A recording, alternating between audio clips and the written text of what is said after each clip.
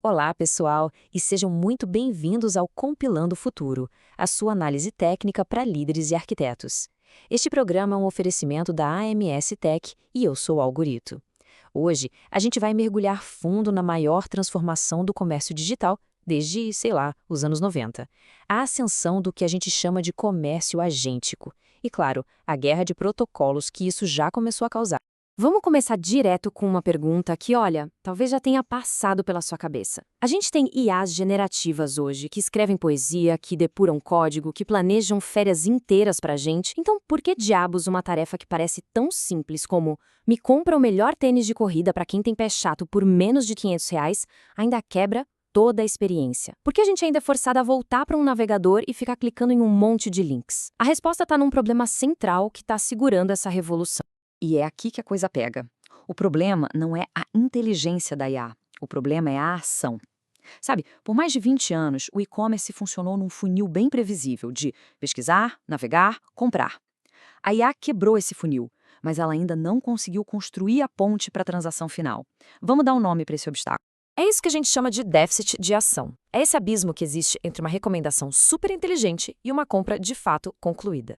A IA pode resumir reviews, comparar especificações, mas na hora H, na hora de executar a compra, ela falha.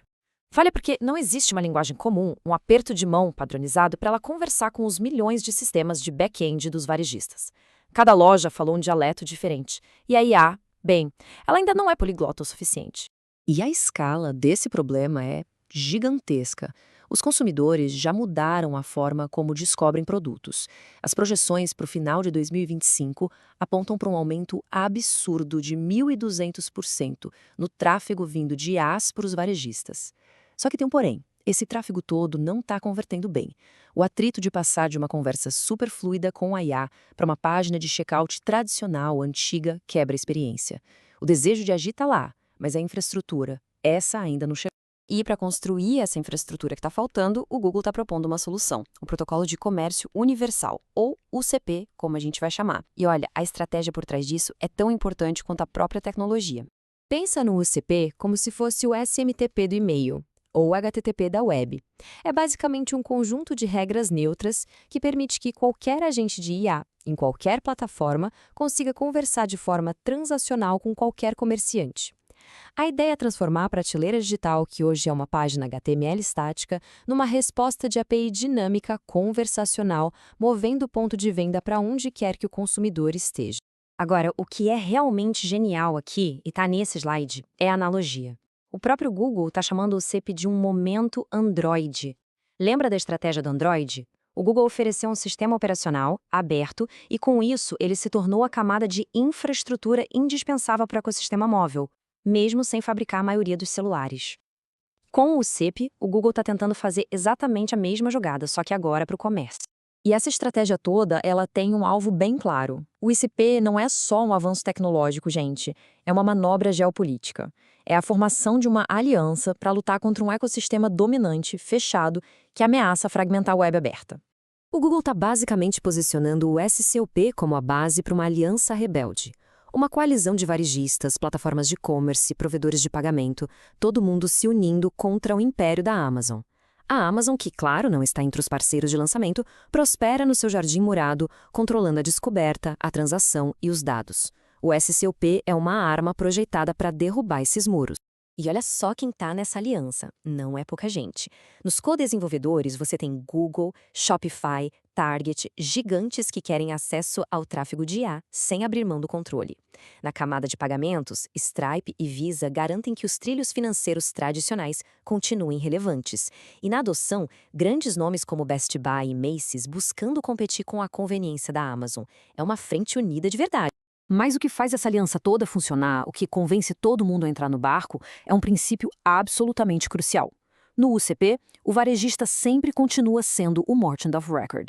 O que isso quer dizer? Que o Google é só um facilitador. A transação acontece direto entre o consumidor e a loja.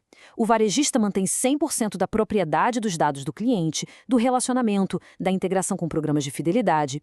Isso ataca de frente o maior medo de qualquer CIO ou CMO, virar um mero fornecedor de logística para um gigante da tecnologia. Certo, Agora que a gente já entendeu a estratégia, a geopolítica por trás, vamos mergulhar na arquitetura técnica. Como é que o UCP funciona de verdade? Como ele constrói a confiança que a gente precisa para deixar um software autônomo gastar nosso dinheiro? Bom, a especificação do UCP define 4 jogadores principais em qualquer transação. A plataforma é o agente de IA, o maestro. O negócio é o comerciante, o merchant of record. O provedor de credenciais é a carteira digital que guarda nossos dados sensíveis, tipo o Google Wallet. E, por fim, o provedor de serviços de pagamento, o PSP, que é quem processa o dinheiro de fato, como a Stripe ou a Adyen. O UCP gerencia essa dança super coreografada entre esses 4. E o CP não trabalha sozinho. Ele é a camada de orquestração no topo de uma pilha de protocolos. Embaixo dele tem o MCP, que deixa a IA ler dados de catálogo em tempo real, para não ter erro de estoque. Tem o A2A, para comunicação entre diferentes IAs. E o mais importante, na camada de pagamento confiança está o AP2. Esse aqui, o AP2, o Protocolo de Pagamentos de Agentes, é talvez a peça mais crítica de todo esse quebra-cabeça. Ele resolve o problema da fraude e da autorização. Como um banco sabe que alguém realmente autorizou um robô a gastar o seu dinheiro? A solução do AP2 são os mandatos. Pensa neles como contratos digitais assinados com criptografia. Primeiro, um mandato de intenção. Encontre sapatos por menos de R$ 500. Depois, um mandato de carrinho, que checa se o produto encontrado está dentro dos limites. E, por fim, um mandato de pagamento, que autoriza a transação. É uma trilha de auditoria criptográfica que torna tudo isso seguro. Ok, com a infraestrutura e a segurança estabelecidas, o tabuleiro do jogo muda completamente. As regras para vencer no comércio digital estão sendo reescritas agora mesmo. Vamos explorar o que isso significa na prática para os negócios e qual é o cenário competitivo que está surgindo. A grande briga pelo domínio desse novo comércio é essencialmente uma corrida entre o UCP do Google e o ACP da OpenAI. E a diferença fundamental está na filosofia. O UCP do Google tem uma abordagem de infraestrutura primeiro, padronizando o back-end para se integrar com as plataformas de altíssimo tráfego deles, como a Busca e o Gemini. Já o ACP da OpenAI, que é parceira da Stripe, tem uma filosofia de agente primeiro, projetada para permitir que agentes autônomos façam transações em qualquer lugar da web aberta. Um foca no ecossistema, o outro foca na flexibilidade.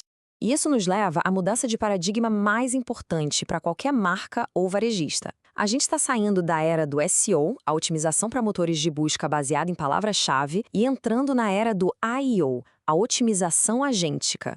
Nesse novo mundo, aquele velho ditado de que conteúdo é rei está sendo substituído por dados estruturados são código-fonte. Se os dados do seu produto não forem estruturados, precisos e legíveis por máquina para um agente de IA, seu produto simplesmente não existe.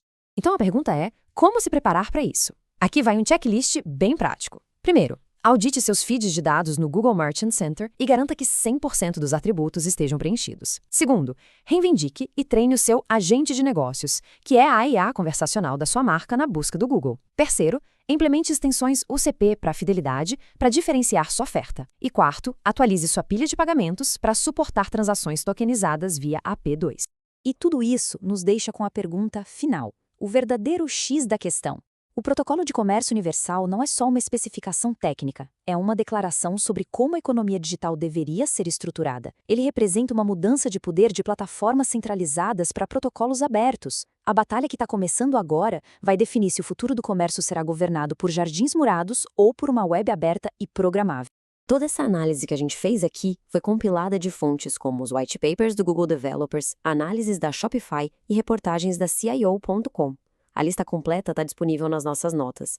Eu sou Algorito e este foi o Compilando o Futuro, um oferecimento da MS Tech. Muito obrigado por nos acompanhar.